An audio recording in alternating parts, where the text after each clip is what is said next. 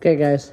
So I got some responses on the upfit that I did on our Champion generator, and people said they liked it. It was a neat idea. So the first one that I did didn't quite work. I made the elbow way too sharp up. I'll post a picture here of the first one I did. So what I did is, if you guys have the Champion generator, you know they all have the same end on here. What I did is I bought a piece from Menards, a pre-bent conduit, and I had it welded onto the end of the flange right here. You can see it. I had it welded outside. Somebody welded it for me. They charged me like $65 to weld the two sections here and here. And it works better. I think the gases flow better out of here, the exhaust gases.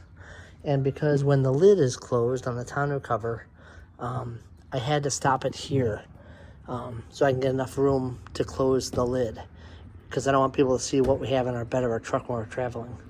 Well, to make the exhaust gases come out faster, I just made an extension. Same thing out of conduit. And all I do this with one hand, is I just set the pipe in here,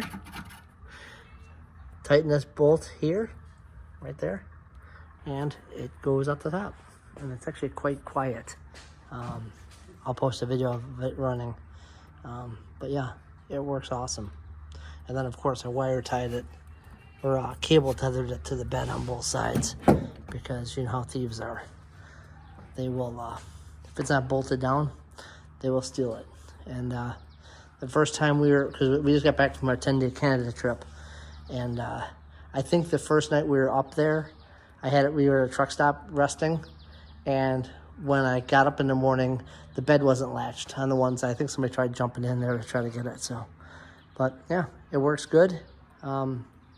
It's quiet, and yeah.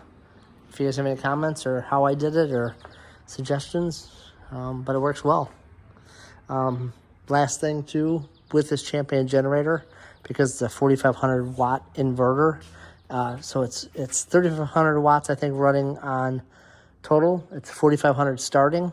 It is dual fuel. On gasoline it runs 3,500 watts continuously. On propane I think it puts out like 2,800 watts. Slightly less on propane, but they say it gets up to 14 hours on a tank. We're getting like 7 hours to a tank, and it'll run the whole RV, except it will not run the AC and like the microwave all at the same time. So if we want to use the microwave, we have to shut the air conditioning off, use the microwave, then we're done using the microwave, turn the air back on. But for the most part, it does all of our needs. And we've had this thing 7 months, I think.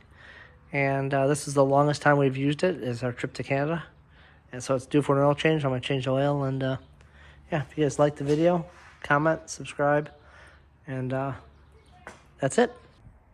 Okay, so I don't know if anybody uses a surge protector with the generator. It is inverter, so I don't know if you have to. I do. So we're just going to show you how quiet it is, even with that exhaust extension under. So turn it on.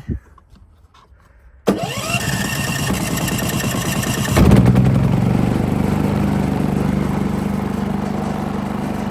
it is.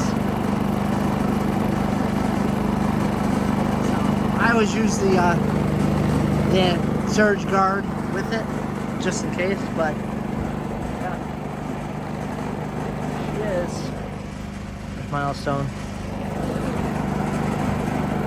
But yeah, it works well.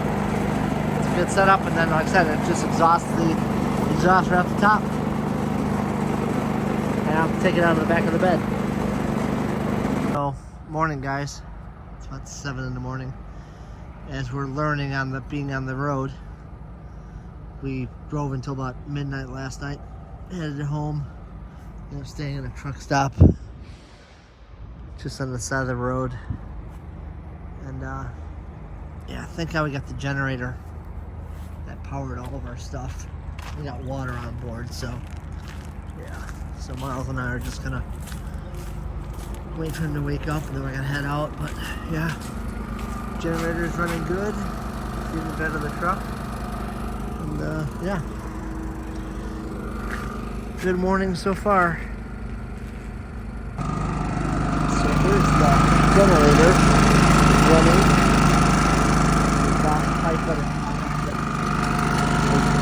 chained the generator down because you know it's steal it. I don't think it's loud. So you can see I changed the elbow